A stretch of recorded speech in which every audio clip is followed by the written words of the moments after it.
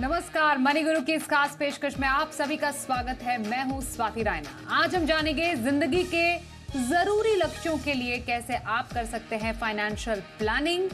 कुछ ऐसी तैयारी हम आपको कराएंगे जिससे आप मुनाफा कमा सकते हैं, अपने लक्ष्य भी पूरा कर सकते हैं। मसलन बच्चों की पढ़ाई हो, वेकेशन प्लानिंग हो, रिटायरमेंट प्लान हो, हर एक पड़ाव के लिए कौन सी स्कीम या कौन से फंड में आपको निवेश करना चाहिए, इस पर रहेगी खास चर्चा। हमारे साथ शो में दो खास मेहमान हैं, उनका परिचय करा देते हैं। हमारे साथ Harshvardhan Rungta CFP securities Rungta securities हैं और Shweta Rajani head mutual fund Anand Rathi wealth. Harshvardhan और श्वेता दोनों का बहुत स्वागत करते हैं मनी गुरु के आज के इस खास कार्यक्रम में। तो सबसे पहले आज हम दर्शकों को ये बताएंगे कि हम कौन से लक्ष्यों की आज खास चर्चा करने वाले हैं। ये ऐसे लक्ष्य है जो कि छोटी अवधि से लेकर बड़ी अवधि तक आप तय करते हैं, जिसमें बहुत ही छोटी अवधि में आपकी इमरजेंसी प्लानिंग होती है। फिर ज्यादातर आमतौर पर बच्चों की पढ़ाई, उसमें भी प्राइमरी एजुकेशन आपका एक मुख्य लक्ष्य होता है। कई लोग वेकेशन प्लानिंग को भी अपने गोल्स में शामिल करते हैं क्योंकि उसमें भी अच्छे खासे रकम की जरूरत पड़ती है। बच्चों की उच्च शिक्षा लॉन्ग टर्म गोल्स में काफी ज्यादा माना गया है, जरूरी लक्ष्य माना गया है। और रिटायरमेंट प्लानिंग टॉप मोस्ट जरूरी लक्ष्य हर किसी की जिंदगी का होता है। तो ये लक्ष्य है जिसकी आज हम बात करने वाले हैं। इसलिए श्वेता, ये जो जितने भी लक्ष्यों की हमने बात की आज, इनको किन अलग अलग हम टाइम होराइजन में बांट सकते हैं यूजुअली? जी स्वाति, जैसे आप कहा, ये बहुत ही महत्वपूर्ण लक्ष्य होते हैं किसी के लिए भी। जैसे इमरजेंसी फंड हो गया। इमरजेंसी फंड आप जनरली रखते हैं, यू नो 3 से 6 महीने की आपकी जो इन्वेस्टमेंट्स होती है, लिक्विड फंड उस तरह के म्यूचुअल फंड्स में आप रखेंगे। प्राइमरी एजुकेशन जैसे आपने कहा, स्कूलिंग बच्चों की, वो ज्यादा करके होगी 2 से लेके 5 साल की आपकी निवेश की हॉराइजन होगी। वेकेशन प्लानिंग मैं कहूंगी 1 से 2 साल, तो ये मैं कैटेगराइज कर लूंगी मीडियम टर्म हो गई आपके लिए। जो भी 1 साल से कम की अवधि होती है वो शॉर्ट टर्म, 1 से लेके 3 साल तक हो गई आपकी मीडियम टर्म। तो प्राइमरी एजुकेशन, वेकेशन प्लानिंग, अगर आप बस अभी 1-2 साल में रिटायर करने वाले हैं तो वो आपकी वापस से शॉर्ट टर्म मीडियम टर्म हो गई। और आपकी लॉन्ग टर्म जो 3 साल के ऊपर के लिए आप निवेश करेंगे, उसमें आपका आ गया उच्च पढ़ाई, हायर एजुकेशन, ये एक वहां आ गई। रिटायरमेंट प्लानिंग बहुत लोगों के लिए हो सकती है आपकी लॉन्ग टर्म के लिए, बिकॉज आप जनरली जब 40 साल के होते हैं तब आप शुरुआत करते हैं आपकी रिटायरमेंट प्लानिंग के लिए। तो आपके पास 15 से 20 साल रहता है निवेश करने के लिए, आपके लक्ष्य को मोनेटाइज करने के लिए। तो वो आपका आ जाएगा higher education, retirement planning, long time, जिसके लिए आपको 3 साल से ऊपर का आपका निवेश का समय होना चाहिए। तो ये आधार आपका बना देता है कि आप कैसे अपने फाइनेंशियल प्लानिंग को आगे बढ़ाएं लक्ष्य के हिसाब से, और लक्ष्य के साथ साथ टाइम होराइजन, जिसको हम अवधि कहते हैं, कि आपका लक्ष्य आपके आज की तारीख से कितना दूर है, इसको तय करके आप एक बहुत बेहतरीन प्लान बना सकते हैं। इस पूरे शो के दौरान हम अलग अलग लक्ष्यों से जुड़े अलग अलग फंड्स की भी बात करेंगे। मैं हर्षवर्धन आपसे जानना चाहती, जब हम सबसे छोटी अवधि के लक्ष्य की बात करते हैं तो दिमाग में इमरजेंसी प्लानिंग ही आता है, क्योंकि ये एक ऐसा लक्ष्य है जो कभी भी आ सकता है और ये अचानक आने वाला लक्ष्य है, इसलिए इसको सबसे कम समय में आने वाला लक्ष्य कहा जाता है। अब ये कब आ जाए ये किसी को मालूम तो नहीं होता है, लेकिन यूजुअली आजकल के स्थिति को देखते हुए कितने इमरजेंसी फंड की किसी को जरूरत हो सकती है? क्या इसका कोई प्रपोर्शन हम तय कर सकते हैं या इसका कोई फॉर्मूला हम तय कर सकते हैं जिसके आधार पर तय किया जाए कि कंटिजेंसी फंड में कितना हो? जी हाँ स्वाति, आपने एकदम सही कहा कि इमरजेंसी कभी भी आ सकती है। तो इमरजेंसी जो वर्ड है वो यही है कि बिना प्लान किए, कभी हमने सोचा नहीं वैसी कोई सिचुएशन आ जाए। उदाहरण के रूप में अगर जो लेटेस्ट बताऊं तो कोविड जैसी सिचुएशन हुई थी जहां लोगों को जॉब लॉस हुआ था, पेमेंट सैलरी अगर जॉब था भी तो लेट आ रही थी, आपकी सैलरी कट हो रही थी, बिजनेसेस बंद थे काफी टाइम तक। तो ऐसी कोई भी सिचुएशन आती है जिसमें आपको पैसे अचानक चाहिए, तो वो इमरजेंसी फंड होता है। अब ये एक इंडिविजुअल खुद से तय कर सकते हैं कि उन्हें इमरजेंसी कॉर्पस जो है वो कितने पीरियड का बनाना है। तो मान लीजिए अगर आप एक ऑर्गेनाइज सेक्टर में हैं और आप आपको जॉब सिक्योरिटी रीजनेबली है कि भाई आपकी जॉब सिक्योरिटी अच्छी है, तो आप इमरजेंसी फंड अपने 3 महीने की इनकम या खर्चा ले सकते हैं, जो भी मेट्रिक्स आपको ठीक लगे। तो एक तरीका होगा कि आप कहें कि मुझे मेरी जो महीने की इनकम है, 3 महीने जितना बराबर मेरी इनकम के बराबर मेरे पास पैसे एट एनी टाइम होने चाहिए। जब चाहूँ तो मैं उसमें से पैसे निकाल लूँ। या 3 महीने जितने खर्चे मेरे जितने हैं महीने के, उतने मेरे पास पैसे होने चाहिए। अगर आप ऐसे एक सेमी ऑर्गेनाइज सेक्टर में हैं या ऐसे कोई बिजनेस में हैं, जहाँ पे आपको लगता है कि कभी मुझे कैश फ्लो की प्रॉब्लम 3 महीने से ज़्यादा भी हो सकती है या मुझे कोई दूसरा जॉब मिलने में टाइम लग सकता है, तो आप अपना इमरजेंसी फंड 6 महीने का कर सकते हैं कि भई मेरे पास 6 महीने बराबर इक्विवेलेंट इतना पैसा होना चाहिए कि ज़रूरत पड़ने पे मैं उसमें से पैसे निकाल के अपने खर्च निकाल लूँ। तो कितना आपके पास क्वांटम होना चाहिए, ये बहुत हद तक डिपेंड करता है कि आपकी इमीडिएट लायबिलिटीज भी कितनी है।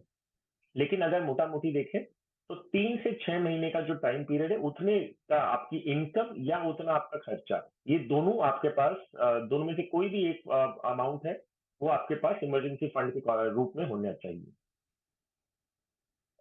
तो इस तरीके की जरूरत के लिए श्वेता, आपकी नजर में कौन सी कैटेगरी और कौन से फंड्स होने चाहिए जो कि तुरंत हम जिससे पैसे निकाल लें, जिसको हम कहते हैं कि लिक्विडिटी ऐसी कैटेगरी में होनी चाहिए।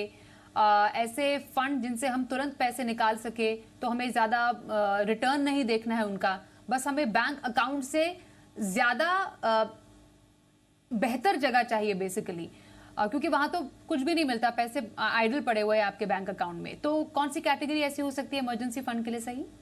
जी स्वाति, आपने बिल्कुल सही कहा। यहाँ सबसे इम्पोर्टेंट होता है कि लिक्विडिटी, जब चाहे हमें पैसे मिल जाएं। तो दो कैटेगरी में यहाँ रेकमेंड करूंगी। एक होती है आपकी जो मनी मार्केट कैटेगरी होती है, सेफ्टी के हिसाब से ये टॉप में रहती है, लिक्विडिटी के हिसाब से ये टॉप में रहती है। और रिटर्न जो आपको मिलेगा वो बैंक अकाउंट से थोड़ा ज्यादा ही मिल जाएगा। तो एक हो गई आपकी मनी मार्केट कैटेगरी। और इस कैटेगरी में एक आदित्य बिरला का मनी मार्केट फंड है, जो आज के दिन पे आपको सबसे बेहतरीन एक रिटर्न पोटेंशियल देता है। दूसरी एक कैटेगरी होती है आर्बिट्राज की एक कैटेगरी। सो आर्बिट्राज भी सही है। अगर आप 3 से 6 महीने की होराइजन देख रहे हैं, तो आर्बिट्राज आप रख सकते हैं। वहां 7 दिन का लॉक इन रहता है कुछ फंड्स में 1 महीने का लॉक इन रहता है। तो ये चीज आपने ध्यान में रखनी है। मनी मार्केट में कोई लॉक इन नहीं रहता है। बेसिकली आप एग्जिट लोड देके निकल सकते हैं आर्बिट्राज में। तो वो एक कैटेगरी, अगर पैसा 3 महीने रहना है। मनी मार्केट कैटेगरी आप आज डाल दें, 1 हफ्ते बाद निकाल दें, कोई चार्ज नहीं है, लिक्विडिटी आपकी एकदम अवेलेबल है। बिल्कुल। हर्षवर्धन, आपके नजर में कौन से फंड्स हैं जो इमरजेंसी के लिए आपको सही लगते हैं और रेकमेंड करेंगे? वेल स्वाति, मैं स्कीम के नाम बताऊं इमरजेंसी के हिसाब से, उससे पहले मैं एक खाली ना स्टेप इन्वेस्टर्स को बताना चाहता हूं कि जब भी आप इन्वेस्टमेंट करते हैं, आपके पास दो ऑप्शंस होते हैं कि आप इन्वेस्ट कर रहे हैं तो क्या आपको रिटर्न मैक्सिमाइजेशन चाहिए कि इसमें सबसे ज्यादा रिटर्न आप जनरेट करें, या आपको लिक्विडिटी चाहिए। जरूरी नहीं है दोनों आपको साथ में मिले। तो जब आप शॉर्ट टर्म के लिए प्लान कर रहे हैं, आपकी प्राइमरी रिक्वायरमेंट क्या होती है, जो मेन एसेंशियल आपकी रिक्वायरमेंट क्या है, जब मैं चाहूँ पैसे मुझे मिल जाए, भले ही उसमें रिटर्न मुझे बहुत अच्छा ना मिले, मुझे नॉमिनल रिटर्न मिले, बैंक डिपॉजिट से बराबर या उससे थोड़ा ज्यादा रिटर्न मिल जाए काफी है, लेकिन मेरी प्राइमरी ऑब्जेक्टिव क्या है, लिक्विडिटी। तो उस हिसाब से जो आप स्कीम्स चूज करते हैं, उसमें रिस्क आप नहीं ले सकते पैसे अटकने के, या लॉन्ग टर्म का व्यू नहीं होता, तो आप लिक्विड फंड या ultra short term fund choose करेंगे। तो लिक्विड फंड क्या हो गया कि जब आप चाहे पैसे जमा करें, जितने दिन जब आपको चाहिए, तो T+1 के हिसाब से आपको पैसे आ जाता है। जिस दिन 3 बजे के पहले आपने अगर रिडेम्पशन रिक्वेस्ट दिया, अगले दिन आपके बैंक अकाउंट में पैसे आ जाएंगे। तो liquid fund and ultra short term fund, मेरा सुझाव रहेगा एबीएसएल लिक्विड फंड, या तो ICICI pru ultra short term fund. तो ये दोनों आप इमरजेंसी फंड कॉर्पस जब बनाते हैं, इसके लिए आप यूज कर सकते हैं। अब एक बहुत ही महत्वपूर्ण लक्ष्य जिससे हर किसी को गुजरना होता ही है, और ये बहुत ही इनिशियल आने वाले स्टेजेस में है, जब आप काफी हद तक कई लोग तो अपने करियर के कुछ शुरुआती पड़ाव में भी होते हैं, कई लोग अपने फाइनेंशियल प्लानिंग के शुरुआती पड़ाव में भी होते हैं, लेकिन ये लक्ष्य ऐसा है जो फिक्स होता ही होता है, और वो होता है बच्चों की प्राइमरी एजुकेशन का। तो श्वेता, आपसे समझना चाहेंगे, ये प्राइमरी एजुकेशन की जो प्लानिंग होती है, ये आइडियली शुरू कब कर देनी चाहिए किसी निवेशक को? स्वाति, आइडियली अगर कहा जाए तो मैं कहूंगी, जैसे आप बच्चे के पैदा होते ही आपने वो प्लानिंग शुरू कर देनी चाहिए। बिकॉज आज के तौर पे 3 साल की उम्र से आपका बच्चा स्कूल जाना शुरू करेगा और स्कूल की पढ़ाई 1 साल की फीस आपकी 50,000 से लेके 2 लाख तक के रेंज में चलती है। सो छोटा अमाउंट नहीं है, तो प्लानिंग जितना जल्दी आप करें उतना बेहतर।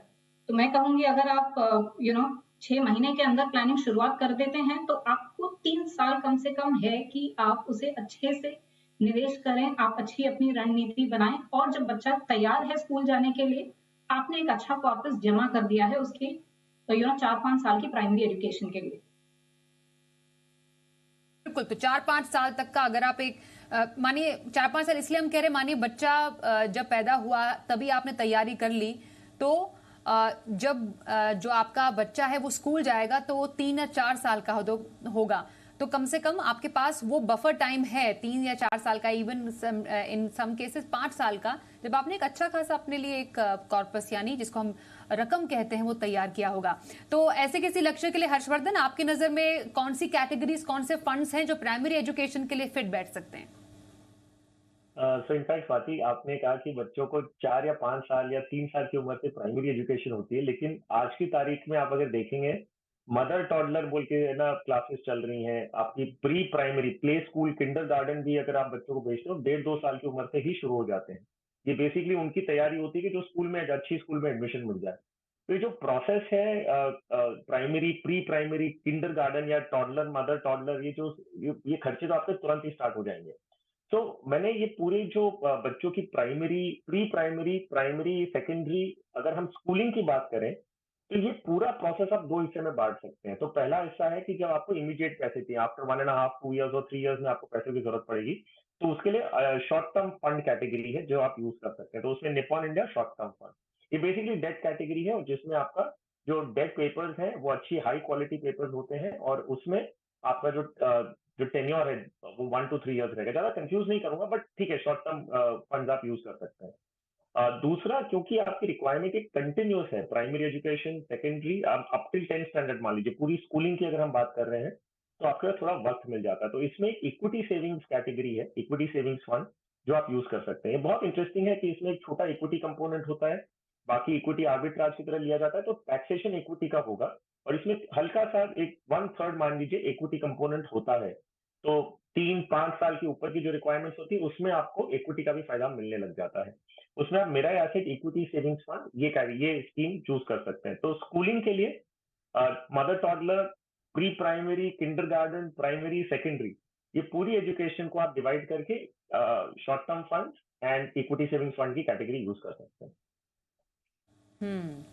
बिल्कुल, एक्चुअली हर्षवर्धन आपने सही बोला कि सिर्फ हम नर्सरी से इसको ना देखें, बच्चा एक्चुअली एजुकेशन में तभी कदम रख देता है जब वो 2 या 2.5 साल का होता है। तो आप उस हिसाब से सोचिए टाइम कितना कम हो जाता है। तो इनफैक्ट कई जो पेरेंट्स होते हैं वो फैमिली प्लानिंग से पहले भी फाइनेंशियल प्लानिंग के बारे में सोचना शुरू कर देते हैं। शायद इस पूरे सिनेरियो में ये बेहतर स्थिति हो सकती है।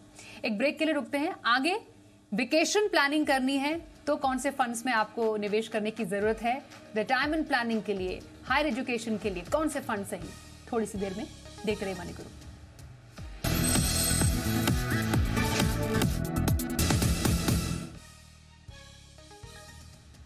तो आज हम बात करें उन लक्ष्यों की प्लानिंग और उससे जुड़े हुए फंड्स या एसआईपीज की जो कि आपके हर लक्ष्य के लिए कारगर साबित हो सकते हैं। हमारे साथ आनंद राठी वेल्थ से श्वेता रजानी और रूंगटा सिक्योरिटीज के हर्षवर्धन रूंगटा हैं। आइए कुछ वेकेशन की बात हो जाए। अब इतनी मेहनत करें तो कुछ तो घूमना फिरना बनता है, इसलिए श्वेता, वेकेशन चाहे देश में हो या फिर विदेश में हो, प्लानिंग तो जरूरी है ही। इसलिए आपसे समझना चाहते हैं वेकेशन की प्लानिंग को किया कैसे जाए और उसमें कितना आइडियल गैप होना चाहिए। क्या बहुत ही शॉर्ट टर्म में वेकेशन प्लानिंग की जा सकती है या उसके लिए भी शॉर्ट टू मीडियम टर्म का या 2-3 साल का आपको एक टाइम जो होराइजन है वो लेके चलना चाहिए? जी स्वाति, मैं कहूँ कि यहाँ भी आप 1 से 3 साल कम से कम की प्लानिंग करें। तो ऐसा नहीं आपने 3 महीने बाद कहीं वेकेशन पे जाना है और अब आप प्लान करें, वो फाइनेंशियल प्लान आपका अच्छा नहीं होगा। सो 1 से 3 साल की अवधि का आप प्लान बना सकते हैं। अब जैसे आपने कहा आप देश कहीं जा रहे हैं या विदेश कहीं जा रहे हैं प्लानिंग के लिए, तो 3-4 चीज़ें हैं जो बहुत महत्वपूर्ण होती है, आपने ध्यान में रखनी चाहिए वेकेशन प्लानिंग करते वक़्त। सबसे पहली हो गई ये कि आपकी इन्फ्लेशन, महँगाई, आपका टिकट का खर्चा, होटल का खर्चा भी करीबन 8 से 9% के रेट पे बढ़ता है। तो ये आपने ध्यान में रखना चाहिए। आप सोच रहे होंगे अगर मुझे आज वेकेशन करनी है तो मुझे 1 लाख का खर्चा चाहिए। पर अगर आप 1 साल बाद की प्लानिंग कर रहे हैं तो 1,10,000 आपने ध्यान में रखना चाहिए। तो इन्फ्लेशन का इम्पैक्ट एक चीज़ हो जाता है। अब दूसरी चीज़ अगर आप विदेश की हॉलिडे प्लानिंग कर रहे हैं तो आप जो रुपए की डेप्रिसिएशन होती है, इसे ध्यान में रखनी होगी आपको। तीसरी चीज़ होती है जो वेकेशन प्लानिंग के लिए बहुत इम्पोर्टेंट हो जाती है, वो है सीज़नैलिटी। अब कई बारी आप दिसंबर में कहीं जा रहे हो तो वो महँगा हो सकता है, लेकिन अगर आप वही जगह मार्च में चले जाएँ, तो थोड़ी-सी ऑफ सीज़न है तो आपको कम खर्च में आपका वही हॉलिडे हो सकता है। तो ये 3 से 4 चीज़ें हैं जो आपको वेकेशन प्लानिंग करते वक़्त ध्यान में रखनी चाहिए।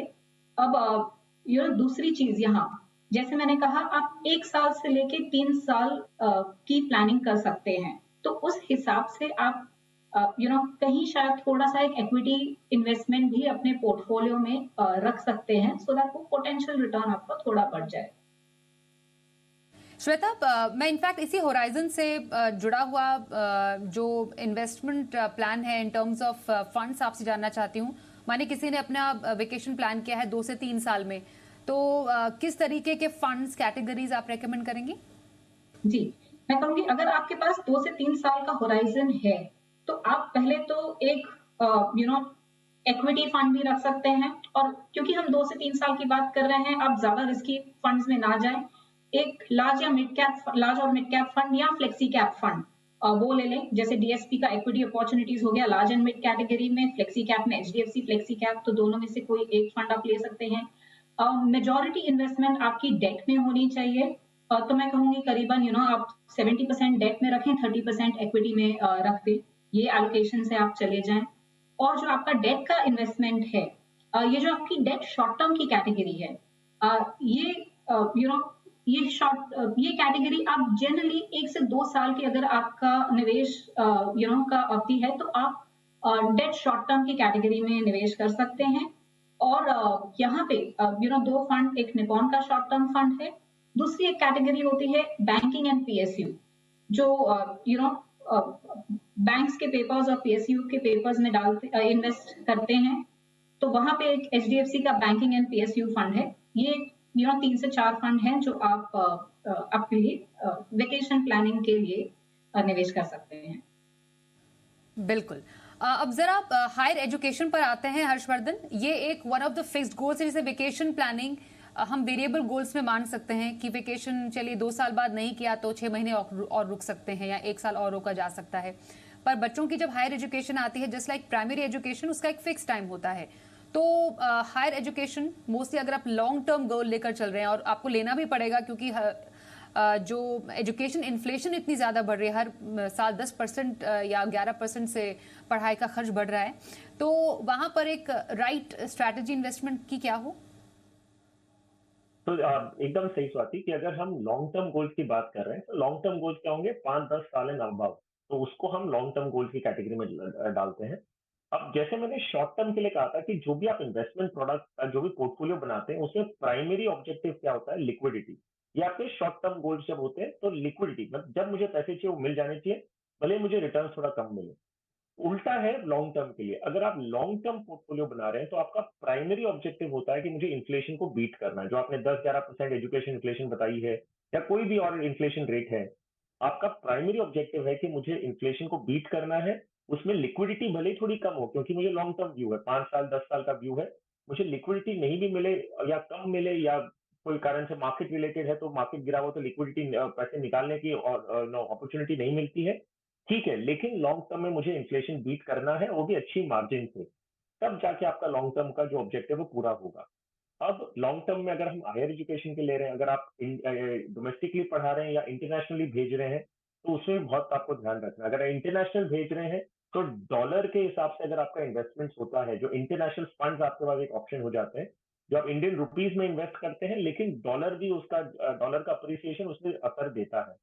तो आपका इक्विटी फंड एक कैटेगरी हो गई और दूसरा है इंटरनेशनल फंड। आप ये दोनों कर सकते हैं, कॉम्बिनेशन में कर सकते हैं, ताकि आपकी आगे जाके लॉन्ग टर्म में इसका फायदा मिले।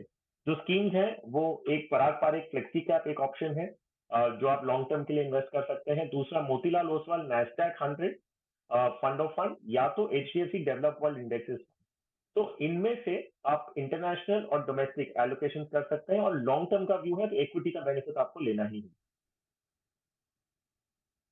बिल्कुल। तो उच्च शिक्षा के लिए, हायर एजुकेशन के लिए कुछ फंड्स हैं जो कि बताए हर्षवर्धन ने। यहाँ पर रिटायरमेंट प्लानिंग की तरफ आते हैं, और रिटायरमेंट प्लानिंग में श्वेता जरा समझाइए किन किन फैक्टर्स को ध्यान में रखते हुए किसी को रिटायरमेंट प्लानिंग करनी चाहिए, और जल्दी रिटायरमेंट प्लानिंग करना क्यों जरूरी है, और इक्विटी और डेट एलोकेशन का कैसे ध्यान रखें। जी स्वाति, तो पहली चीज, जब हम रिटायरमेंट प्लानिंग कर रहे हैं तो स्टेप बाय स्टेप अगर हम जाएं, तो सबसे पहले इम्पोर्टेंट हो जाता है आप ये नंबर ध्यान में रखें कि आज के दिन पे आपका खर्चा कितना है, महीने का खर्चा, साल का खर्चा कितना है, और उस आपका आज का जो खर्चा है उसको इन्फ्लेशन ध्यान में रखते हुए आप एक मैथ करेंगे कि जब हम रिटायर हो जाएंगे 10 साल बाद, 20 साल बाद, तो हमें कितना कॉर्पस तब चाहिए रहेगा। मैं एक नंबर आपको बोलती हूँ, अगर आज के दिन पे आप अज्यूम करें कि आपका किसी का 1 लाख का खर्चा है, अब एक महीने का 1 लाख का खर्चा हो गया आपका। यही अगर आप इन्फ्लेशन ले, 8% की आपकी इन्फ्लेशन होगी, जो गवर्नमेंट बोलता है गवर्नमेंट की सीपीआई इन्फ्लेशन आती है, वो आपको उतनी मैटर नहीं करती, बिकॉज जैसे जैसे हम बढ़ते जाते हैं, हमारी उम्र बढ़ती है, आपका हेल्थ केयर की जो इन्फ्लेशन है वो बहुत इंपॉर्टेंट हो जाती है, जो बढ़ती है 8 से 9% के रेट पे। तो 8% की आप अगर एक इन्फ्लेशन की नंबर पकड़ के चले और सोचें 20 साल है मेरे पास रिटायर करने के लिए, तो आज के दिन पे जो आपको 1 लाख में आपका काम होगा, आपको उसके लिए कम से कम 4 से 4.5 लाख 20 साल बाद चाहिए चाहिए होंगे।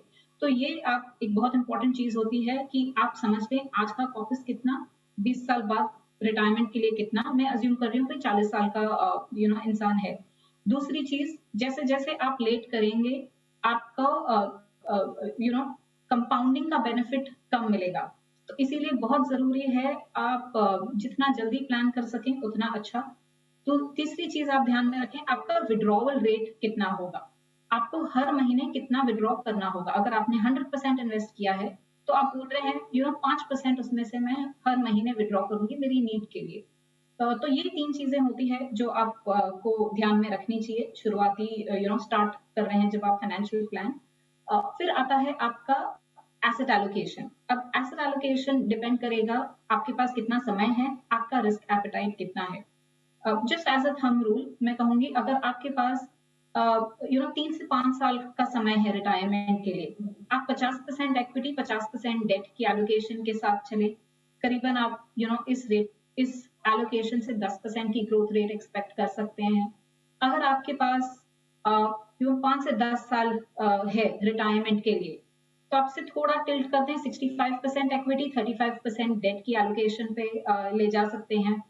अगर आपके पास और लंबा होराइजन है तो आप 70% इक्विटी, 70 से 75% इक्विटी और 25 से 30% की डेट एलोकेशन रख के प्लान कर सकते हैं। और जैसे जैसे आप नजदीक पहुंचे अपने रिटायरमेंट के, आप ये एलोकेशन स्विच करते रहेंगे, बिकॉज लिक्विडिटी आपके लिए इंपॉर्टेंट हो जाएगी तब। बिल्कुल। तो ये कुछ ऐसे थंब रूल्स हैं जिनको ध्यान में रखते हुए आपको अपनी रिटायरमेंट प्लानिंग करनी है। तो कुछ लाइफ के जरूरी लक्ष्यों पर हमने चर्चा की, कैसे फंड्स, कैसी कैटेगरीज, इक्विटी एलोकेशन का कैसा ख्याल रखें, इस पर चर्चा की। श्वेता और हर्षवर्धन दोनों का बहुत धन्यवाद हमारे साथ इस कार्यक्रम में शामिल होने के लिए। रुकेंगे एक ब्रेक के लिए, देखते रहिए जी बिजनेस।